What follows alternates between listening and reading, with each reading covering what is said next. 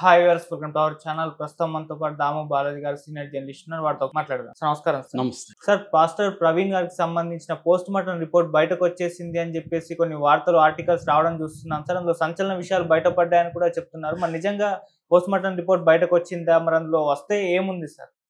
Post mortem report ఇప్పుడు బయటకు వచ్చిందని ఒక రిపోర్ట్ అయితే సర్క్యులేట్ అవుతుంది సోషల్ మీడియాలో. అందులో మామూలుగా అయితే 5 మంది డాక్టర్లు పోస్ట్ మార్టం చేసినట్టు ఇదంతా వీడియో చూసినట్టు తెలుస్తుంది. అందులో ప్రవీణ్కి తలకి గాయమైందని, తలకి గాయం అవ్వడం వల్లే ఆయన చనిపోయాడు అనేది అయితే కనిపిస్తుంది దాంట్లో. అట్లాగే పెదాల మీద గాయాలు ఉన్నాయి, బాడీ మీద కూడా అక్కడక్కడ ఇది ఉన్నాయి. ఆ బండి ఆ వెయిట్కి పడ్డం, గుండె మీద అదేంటంటే రాయల్ ఎన్ఫీల్డ్ బైక్, అది వెయిట్ చాలా ఉంటుంది. ఆ వెయిట్ గుండెల మీద పడడం, తలకి గాయం జరగడం, దీనివల్లే ఆయన మృతి అయితే జరిగింది అనేది ఇప్పుడు వస్తున్న పోస్ట్ మార్టం రిపోర్ట్లో ఉంది. కానీ మనకు అఫీషియల్గా అందుతున్నది ఏమంటే అసలు అది ఒరిజినల్ పోస్ట్ మార్టం కాదు, కావాలనే కన్ఫ్యూజ్ చేయడానికి కొంతమంది దాన్ని క్రియేట్ చేసి పోస్ట్ మార్టం రిపోర్ట్ బయటకు వచ్చిందని చెప్పారు. పోలీసులు అఫీషియల్గా అయితే పోస్ట్ మార్టం రిపోర్టు రిలీజ్ చేయలేదు అన్న ఇదైతే వస్తుంది. ఇది రావడానికి ఈరోజు కానీ రేపు కానీ మనకు క్లారిటీ వచ్చే అవకాశం ఉంది. యాక్చువల్గా పోస్ట్ మార్టం రిపోర్టు బయట పెట్టమని నిన్నటి నుంచి కేఏ పాల్ కావచ్చు, మహాసేన రాజేష్ కావచ్చు, దళిత నాయకులు కావచ్చు, ఇటు వీళ్ళ సిస్టరు శ్రీదేవి కావచ్చు, వాళ్ళ బంధువులు కావచ్చు, అందరూ కూడా డిమాండ్లు అయితే చేస్తున్నారు. యాక్చువల్గా దళిత నాయకులు చెప్పినట్టుగానే పోస్ట్ మార్టం చేశారు. 5 మంది డాక్టర్లు రాజమండ్రి గవర్నమెంట్ హాస్పిటల్లో కొంతమంది సమక్షంలోనే చేశారు. అట్లాగే దానంతా వీడియో రికార్డింగ్ కూడా చేశారు. కాకపోతే పోస్ట్ మార్టం రిపోర్టు అఫీషియల్గా బయటికి ఇంకా ఎందుకు తీసుకురాలేదు అనేది ఇప్పుడు అందరికీ వస్తున్న డౌట్. ఈ లోపల ఏమైంది, ఒకటైతే ఫేక్ అది నిజమని తెలియదు, కానీ ఒకటి సర్క్యులేట్ అయితే అవుతుంది. దాంట్లో రాజమండ్రి గవర్నమెంట్ హాస్పిటల్ ఇవన్నీ కూడా ఉన్నాయి, ఆ లెటర్ ప్యాడ్ కింద సర్క్యులేట్ అవుతుంది. సో దాంట్లో మాత్రం ఇది చూస్తే వాళ్ళు ఇది యాక్సిడెంట్ అవన్నీ చెప్పలేదు. కాజ్ ఆఫ్ డెత్ ఇది సఫోకేషన్ అయింది, తలకి గాయం జరిగింది, ఇవి చెప్తున్నారు. మరి కొట్టి చంపారా లేకపోతే యాక్సిడెంట్ అనేది దాంట్లో క్లియర్గా అయితే లేదు ఇప్పుడున్న పోస్ట్ మార్టం. అది నిజమైన పోస్ట్ మార్టం రిపోర్టా కాదా మనకు తెలీదు. కాజ్ ఆఫ్ డెత్ అయితే అది చెప్పారు.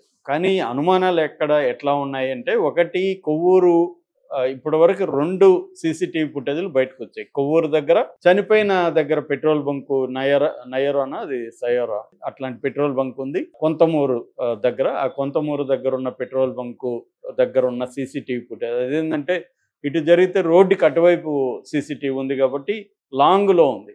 ఈ 2 రకాల సీసీటీవీ ఫుటేజ్లు ఇప్పుడు బయటకు వచ్చాయి. ఒకటి కొవ్వూరు దగ్గరదేమో ఇతను సైడ్లో బైక్ కాళ్ళు ఊనుకుంటూ మెల్లగా బైక్ని ముందుకు తీసుకెళ్తున్న విజువల్ ఒకటి వచ్చింది.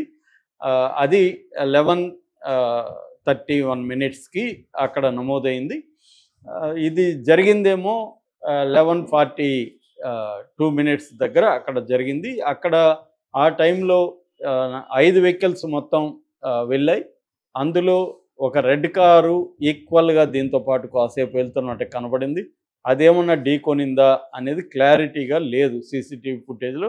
సో ఇప్పుడు 2 రకాల డౌట్లు వస్తున్నాయి. ఒకటేమో ఈ బైక్ ఉన్నది అది ప్రవీణ్ కాదు, వేరే వాళ్ళు అనేది చాలామంది ఆరోపిస్తున్నారు. వాళ్ళ సొంత చెల్లెలు శ్రీదేవి కూడా ఆ బైక్ మీద ఉన్నది మా అన్న కాదు, మా అన్న ఇంకా సన్నగా ఉంటాడు, మా అన్నకు అంత కాళ్ళు పొడుగు లేవు అనేది చెప్తున్నారు. ఇప్పుడు ఇంకొక ఫోటో కూడా బైక్ మీద ఉన్న పాత ఫోటో కూడా పెట్టి కంపేర్ చేస్తున్నారు.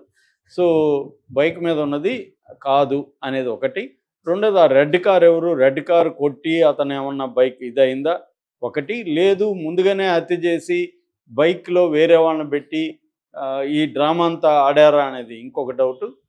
ఎందుకంటే అక్కడ ఈ హెల్మెట్కి ఏమో చిన్న గీత కూడా పడలేదు, తలకి ఎలా దెబ్బ తగిలింది హెల్మెట్ పెట్టుకొని ఉంటే కూడా అనేది ఒకటి.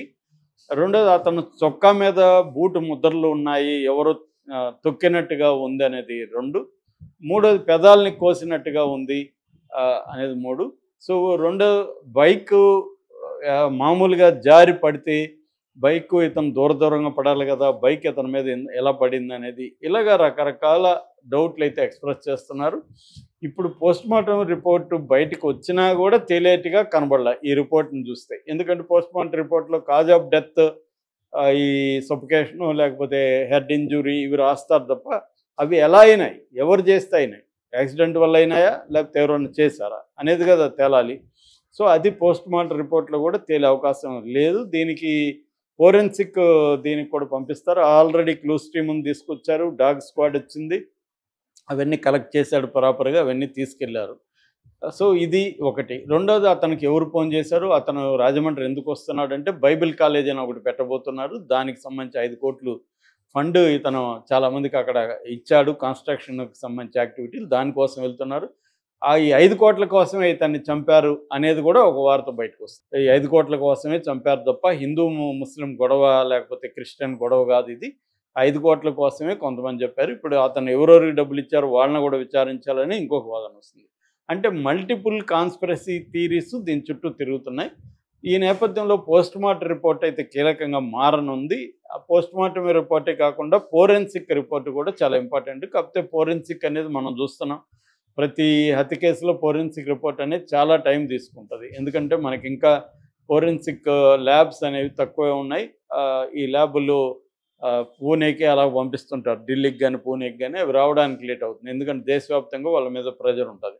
యాక్చువల్‌గా ఇప్పుడు కొత్తగా వచ్చిన బిఎన్ఎస్ యాక్ట్ వీటిలో ఏముందంటే ప్రతి జిల్లా పరిధిలో ఒక ఈ ఫోరెన్సిక్ ల్యాబ్ పెట్టాలనేది ఉంది. ఫోరెన్సిక్ సైన్స్ ల్యాబ్ అంటారు దాన్ని. ఎఫ్ఎస్ఎల్ అంటారు. ఈ ఎఫ్ఎస్ఎల్స్ పెట్టాల్సిన అవసరం అయితే ఉంది. కానీ లేకపోవడం వల్ల అది లేట్ అవుతుంది. సో ఇప్పుడు పోస్ట్‌మార్టం రిపోర్టు ఇప్పుడు బయటున్నది నిజమా కాదా ఒకటి తేలాలి. ఒకవేళ నిజం కాకపోతే నిజమైన పోస్ట్‌మార్టం రిపోర్టు ఎప్పుడు బయట పెడతారు? దాంట్లో ఏముందో తేలితే ఇంకొన్ని విషయాలు బయటకొస్తాయి. ఏదేమైనా ఇది రోజుకొక ట్విస్టు, రోజుకొక కాన్స్పిరసీ థియరీ బయటకొస్తుంది. సో ప్రవీణ్‌ది హత్య అని మాత్రం మెజారిటీ నమ్ముతున్నారు. క్రిస్టియన్స్ కావచ్చు, దళిత నాయకులు కావచ్చు, బుద్ధిస్టులు వాళ్ళు కూడా ప్రకటనలు ఇచ్చారు. అనేక సంఘాల వాళ్ళు, ఇండివిజువల్స్ కూడా ఇది హత్యే అని గట్టిగా నమ్ముతున్నారు. కేఏ పాలు, మహాసేన్ రాజేష్ లాంటి వాళ్ళు గట్టిగానే డిమాండ్ చేస్తున్నారు. అట్లాగే అమెరికాలో ఉన్న తెలుగు చర్చి ఈ పాస్టర్స్ వీళ్ళందరూ కూడా ఇప్పుడు వీడియోల రూపంలో దీనికి డిమాండ్ అయితే చేస్తున్నారు. ఈ మద్దతు అయితే విపరీతంగా పెరిగింది. ఒక రకంగా చెప్పాలంటే ఈ మధ్య కాలంలో చనిపోయిన తర్వాత ఒక ఇంత సెన్సేషన్ క్రియేట్ చేసిన వ్యక్తి ఎవరూ లేరు. సో కత్తిమహేష్‌ది యాక్సిడెంట్ అని దాదాపు అందరూ నమ్మారు. తర్వాత అది మెల్లగా డౌట్లు వచ్చాయి కానీ ఇది ఎవరు యాక్సిడెంట్ అని నమ్మట్లేదు. సో పైగా ఇతను తాగి డ్రైవ్ చేశాడని కూడా కొంతమంది హిందూ ఫండమెంటలిస్టులు ఇతని మీద నెగిటివ్‌గా దారుణంగా ట్రోల్స్ చేస్తున్నారు. సో దాన్ని బట్టి ఇది హిందువులు కాదు, హిందుత్వవాదుల హస్తం ఉందా అని. మరోవైపేమో క్రిస్టియన్ సంఘాలు కావచ్చు, వాళ్ళ భార్య కావచ్చు, వీళ్ళందరూ ప్రేయర్స్ మాత్రం చేస్తున్నారు. మేము ప్రభువు క్షమిస్తాడు వాళ్ళని, ప్రవీణ్ క్షమిస్తాడు అంటున్నారు.